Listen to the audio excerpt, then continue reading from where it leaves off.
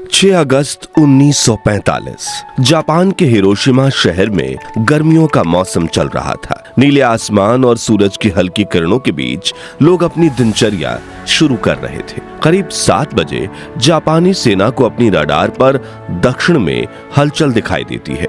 कुछ देर में वो समझ जाते हैं कि एक अमेरिकी विमान हिरोशिमा शहर की तरफ बढ़ रहा है। तभी जापानी सेना तुरंत सभी रेडियो कार्यक्रम बंद करवाकर हर तरफ चेतावनी के सायरन बजाती है और हिरोशिमा के लोग प्रार्थना करने लगते हैं कि अमेरिका उनके इलाकों में हमला ना करे, क्योंकि उस वक्त के सबसे शक्तिशाली बॉम्ब से भी कोई एक छोटा सा इलाका तबाह हो पाता था, जिसमें कुछ दर्जन लोगों की मौत होती थी।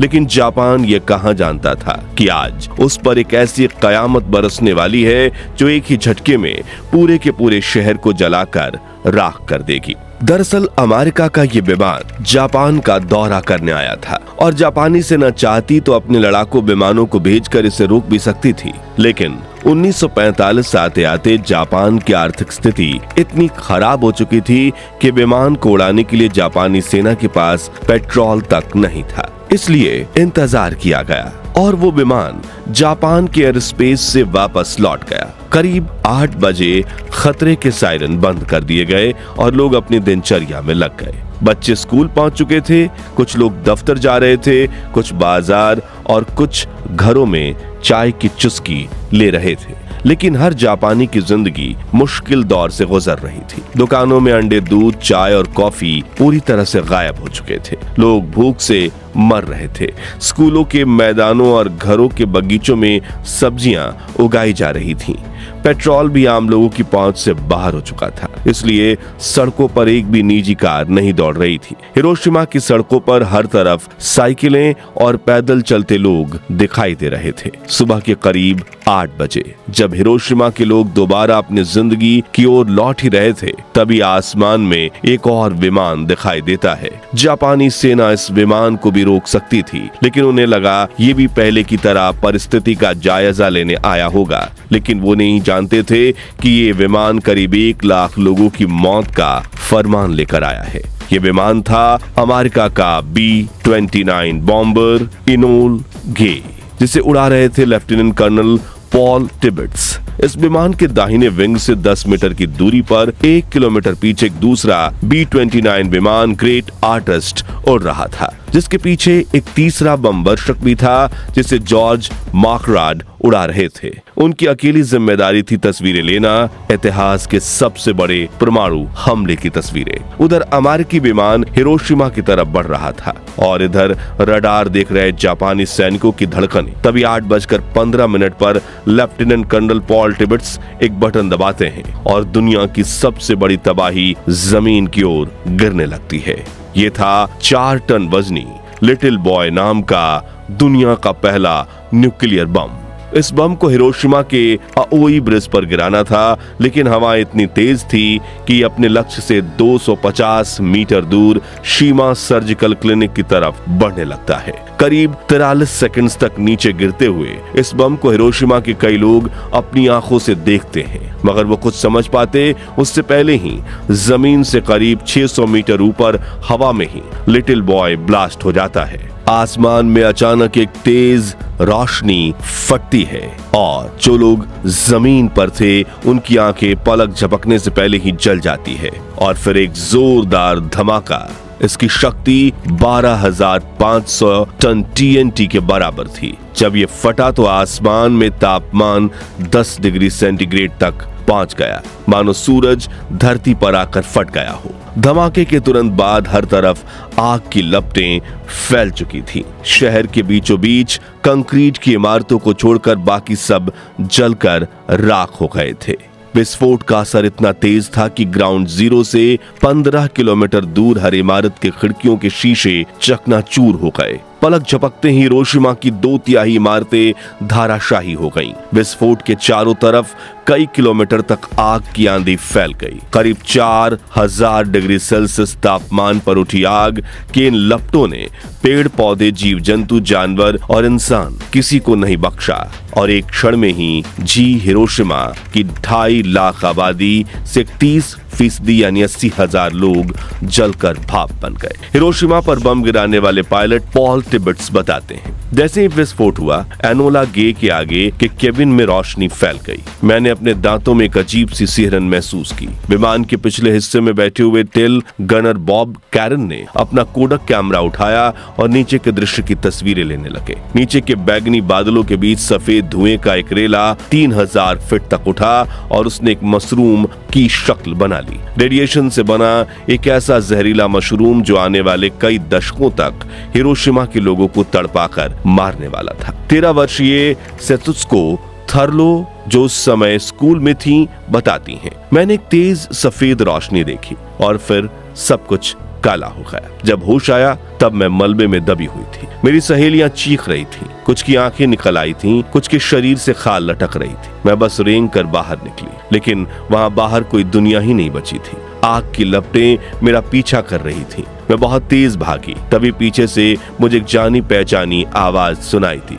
वो मेरी सहेली थी जो मलबे के नीचे फंसी थी। मैंने उसे निकालने की कोशिश की, तभी आग की लपटों ने उसे मेरी आंखों के सामने जला दिया। मैं और तेज भागी, लाशों के ढेर के बीच से जैसे तैसे करके एक पहाड़ी पर पहुंची, और जब मैंने पीछे मुड़कर देखा तो मुझे मेरा शहर नहीं बल्कि आग का जलता हुआ नर्क दिखाई दिया। उधर हिरोशिमा के पूर्वी इलाके में एक ट्रेन शहर की तरफ बढ़ रही थी। अचानक जवानों ने चलती ट्रेन रोककर सभी पैसेंजर्स को नीचे उतर जाने के लिए कहा। डिब्बों को इंजन से अलग कर दिया और वहीं रोक दिया गया, लेकिन इंजन आगे बढ़ता चला गया। लेकिन वो बहुत आगे नहीं जा पाया, क्योंकि रेलवे लाइन पैदल शहर छोड़कर आने वाले लोगों से भरी हुई थी। उनमें से कुछ लोगों की त्वचा उनके चेहरे से लटक आई थी और कुछ की बाहें इस तरह झूल रही थी जिस तरह दीवार से आधा फटा पोस्टर झूलता है। कुछ लोग बहुत धीरे चल रहे थे और उनके मुंह से सिर्फ आवाज निकल रही थी, पानी पानी पानी।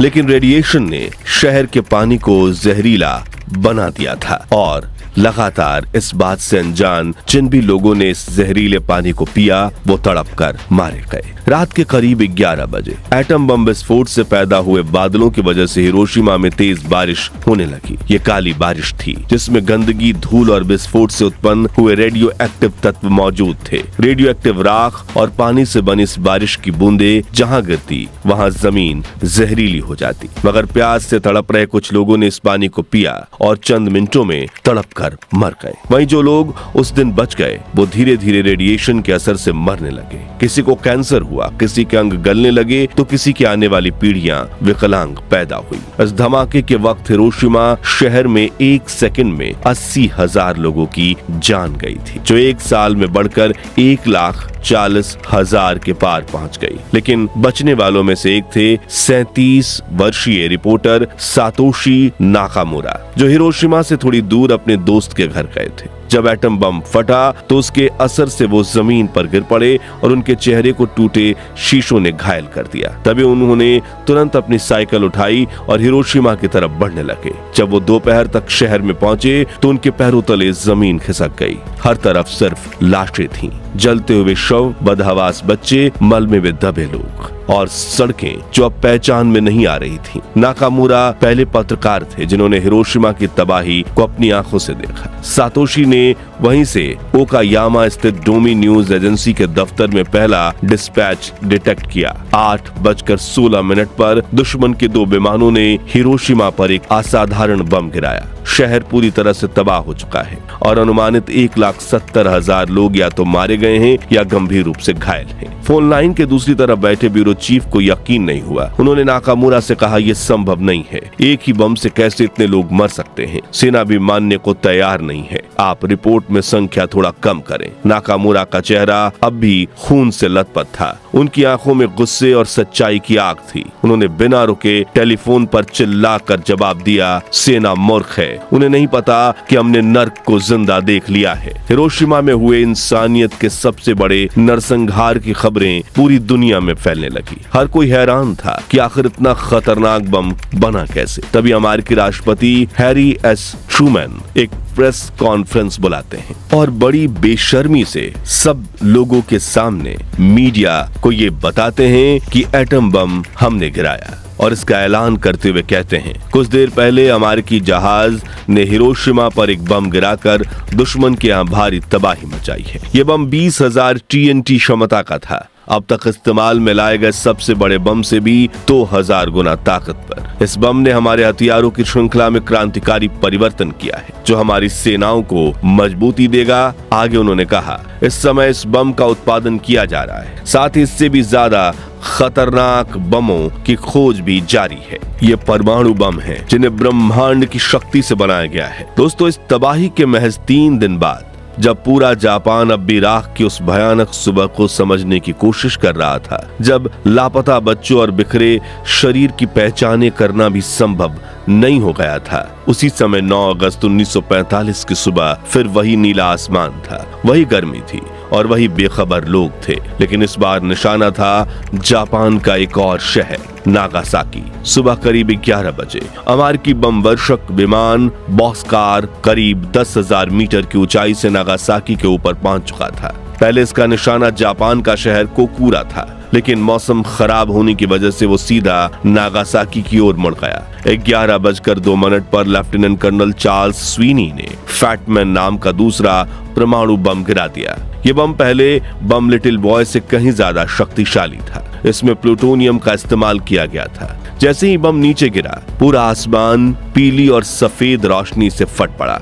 ऐसा लगा जैसे सूरज को जमीन पर उतार दिया गया हो। एक पल के लिए पूरे शहर में अंधकार छा गया, फिर उजाले का ऐसा विस्फोट कि आंखें खुली की खुली रह जाएं। इस धमाके ने अपने आसपास सैकड़ों किलोमीटर रेडियस में सब कुछ जलाकर राख कर दिया। सैकड़ों लोग सीधे भाप बनकर उड़ गए, उनकी हड्डियां तक नहीं बची। जो जीवित बचे, उनकी त्वचा गल चुकी थी, कपड़े जलकर उनके शरीर से चिपक गए और बच्चे माओ की गोद में कोयले की मूर्ति बन चुके थे। एक अस्पताल की नर्स सानो म्यूको, जो उस दिन जिंदा बच गई थी, उन्होंने बाद में कहा, मैंने भगवान से कभी नहीं कहा था कि मुझे ये दिन दिखाए। मेरे सामने बच्चे जल रहे थे और उनके रोने की आवाजें अब भी मेरे कानों में गूंजती हैं। चर्च, स्कूल, घर, कुछ भी नहीं बचा था। नागासाकी में उस दिन करीब 74,000 लोग मारे गए थे और हजारों जिंदगी भर जलन, कैंसर और दर्द के साथ जीने पर मजबूर हो गए। उधर अमेरिका के राष्ट्रपति हैरी एस ट्रूमन ने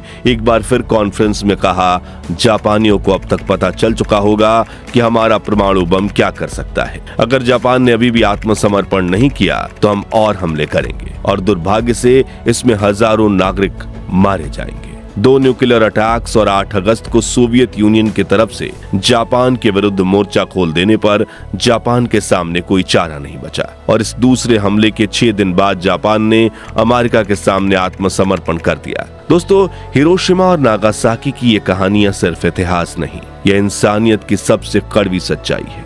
लेकिन फिर भी आज परमाणु शक्ति को शांति का प्रतीक कहा जाता है। लेकिन क्या यही शांति है, जहां एक बटन दबाते ही लाखों जिंदगियां भाप बन जाएं? और क्या न्यूक्लियर पावर ही भविष्य में मानव सभ्यता को तबाह करने का कारण बन सकती है? अपनी राय हमें कमेंट्स में बताएं। इस वीडियो को जितना हो सके लाइक और शेयर करके इतिहास के इस दर्दनाक सच्चाई को पूरी दुनिया तक पहुंचाइए और ऐसी ही सच्ची झकझोर देने वाली कहानियां सुनते रहने के लिए हमारे चैनल को सब्सक्राइब करके पास वाली घंटी जरूर बजा दीजिए। जय हिंद, जय भारत।